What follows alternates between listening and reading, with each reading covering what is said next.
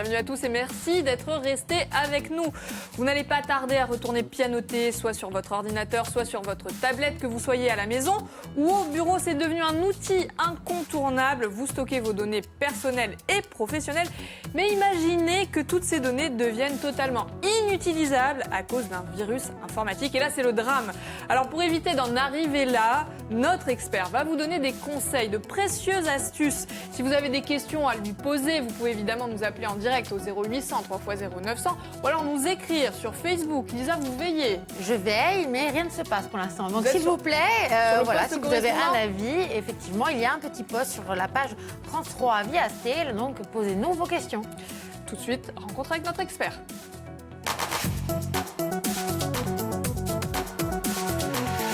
Jean-Baptiste Cérézu est là, bonjour et bienvenue. Bonjour. Vous êtes notre expert informatique. Vous êtes également responsable d'un rayon informatique, donc d'une enseigne qui est spécialisée à Ajaccio.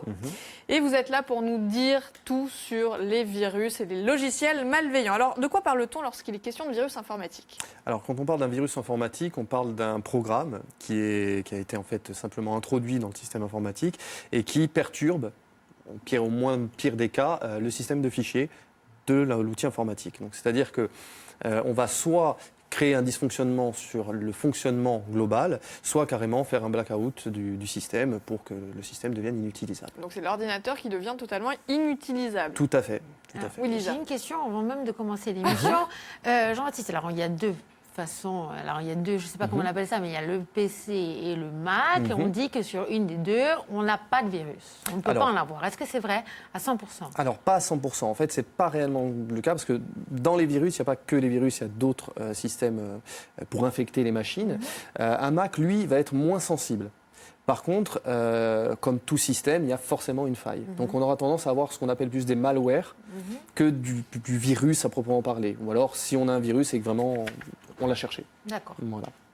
Alors, les différents logiciels malveillants, Jean-Baptiste, qui peuvent infecter nos ordis. Le plus connu, c'est le virus. Bien sûr, c'est le virus. Ensuite, on va avoir quasiment, on va dire, son cousin, le ver, qui lui est plus actif dans le système et va chercher à se répandre et à toucher d'autres machines, alors que le virus en lui-même, lui, restera sur le système. Mais le principe, c'est que ça ralentit l'utilisation de l'ordinateur ou ça le rend totalement inutilisable.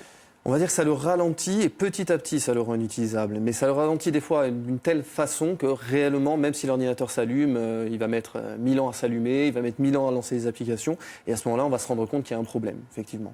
Donc on va dire que vraiment, ça le rend inutilisable à la longue. Donc ça, c'est virus. Ça, c'est virus. Ver aussi, ouais, tout à fait.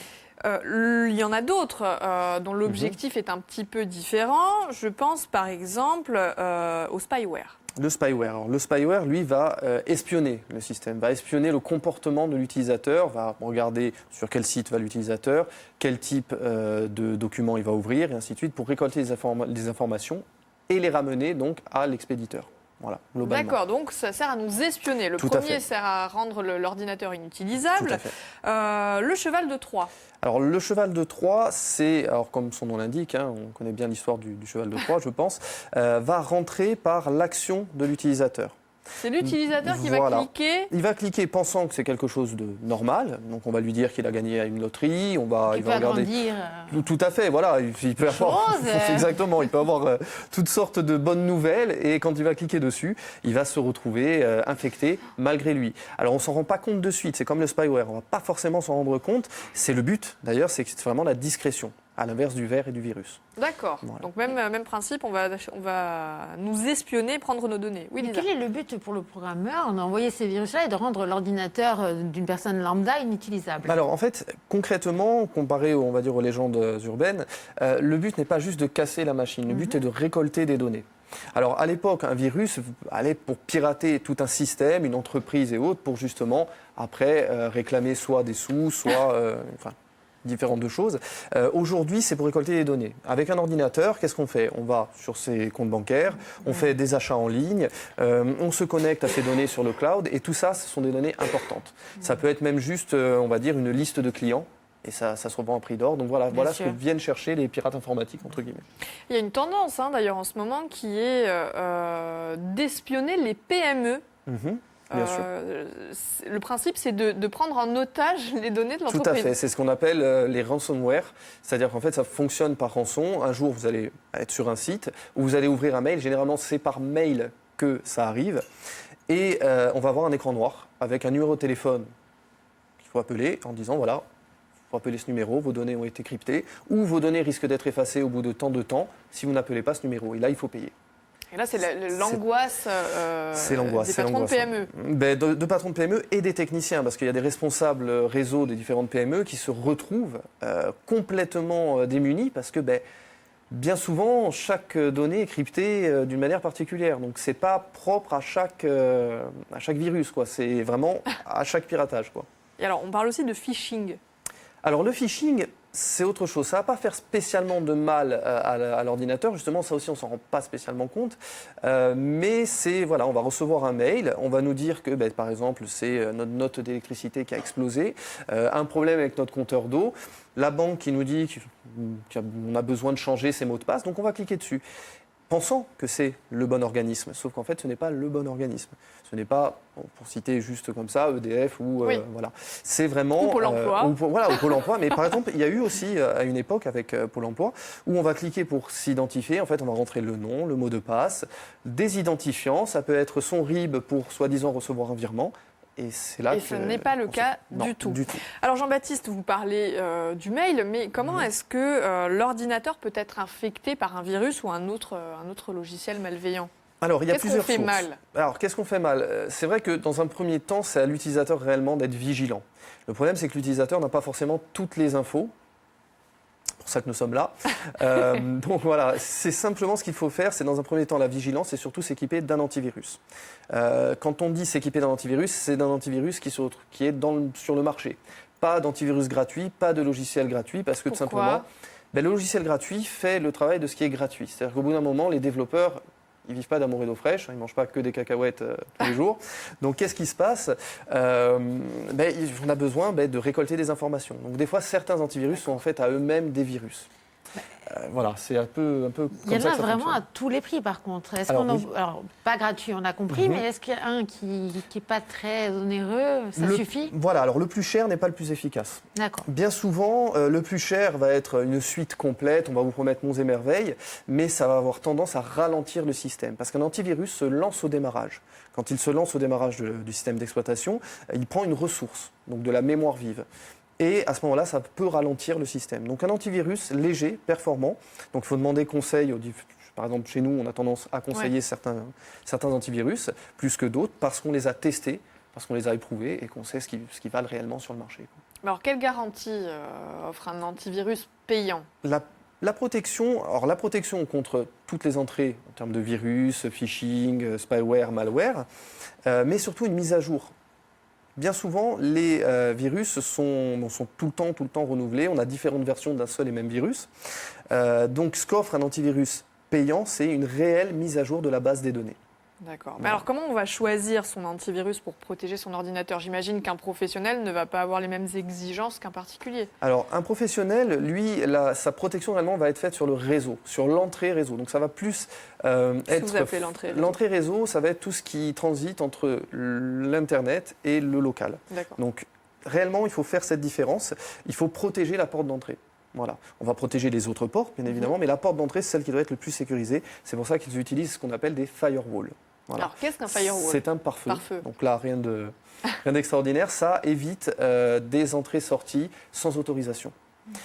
Un exemple, à l'époque des logiciels de téléchargement illégaux, beaucoup de personnes au sein des administrations les utilisaient et du jour au lendemain, ils ont été bloqués. Pourquoi ? Parce qu'en fait, il y avait des portes qui étaient ouvertes automatiquement et c'était une voie royale pour tous les pirates et autres, tout simplement. D'accord. Voilà. Alors, est-ce qu'il faut forcément les deux ? Est-ce qu'il faut l'antivirus et le pare-feu ? Alors, pour un particulier, je dirais pas forcément. Pour une entreprise, bien évidemment. Plus il y a de protection, mieux c'est, mais à différents niveaux. Voilà. Pour un particulier, un bon antivirus suffit amplement. D'autant plus que le particulier n'est pas, on va dire, soumis aux mêmes problèmes que les PME. On a tendance à penser que nos données intéressent tout le monde. Non, c'est pas le cas. C'est comme le cloud. Non, nos coordonnées et nos identifiants n'intéressent pas tout le monde. C'est généralement les entreprises. Alors, un pare-feu tout seul n'a aucune non, utilité. Ça va protéger l'entrée-sortie, mais ça n'empêche pas que si demain vous recevez un mail et que au niveau de ce mail, vous téléchargez une pièce jointe, vous l'exécutez, vous infectez votre machine. Donc là, c'est du local. Il y a vraiment cette différence. Tout en un, ça existe ou pas? Tout en un, ça existe, mais encore une fois, on revient sur des systèmes lourds. Alors, il y a différentes enseignes qui proposent justement ces solutions tout en un, mais bon, à part ralentir le système, ça ne protégera pas forcément plus. D'accord. Voilà. Alors, est-ce que les tablettes et les téléphones peuvent avoir des virus, Jean-Baptiste? Alors, les tablettes et les téléphones, effectivement, peuvent avoir des virus. Alors, certains, oui, d'autres, pas du tout. Hein, donc, on va reconnaître certaines tablettes qui font qu'elles sont tellement sécurisées, tellement bloquées qu'on ne peut pas mettre ce que l'on veut dedans. Et c'est bien là l'important, c'est-à-dire que l'utilisateur ne peut pas faire ce qu'il veut. Donc, du coup, il ne peut pas faire d'erreur.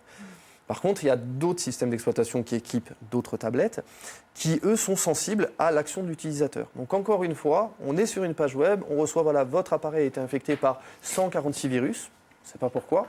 Cliquez ici pour, voilà, on va télécharger l'application, c'est là que ça commence. Parce que on peut infecter son ordinateur ou sa tablette en recevant un mail, finalement en cliquant là où il ne faut pas, ou est-ce qu'en allant aussi sur des sites, je pense notamment à l'usage visionner des films en ligne, ce qu'on appelle le streaming, et ça c'est le plus risqué pour avoir un virus. Exactement, c'est ce qui infecte le plus les ordinateurs à l'heure actuelle. Donc on se retrouve avec des virus destructeurs, mais on se retrouve avec des publicités qui envahissent la machine. Ah oui, effectivement. Voilà. Bien visible.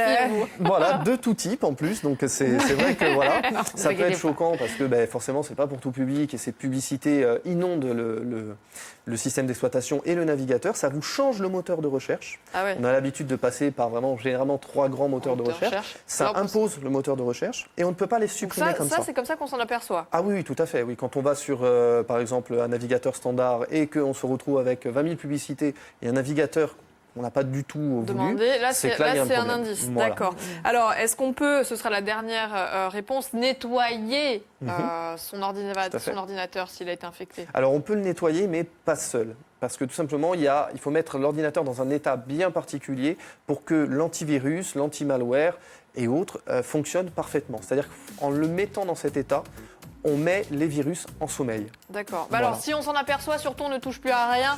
Alors, on ne touche plus à rien. Pour une entreprise, bien évidemment, il faut débrancher le réseau parce que il faut sortir la prise réseau pour éviter que ça se propage. Si ce n'est pas déjà fait, c'est exactement ça. Il faut vraiment...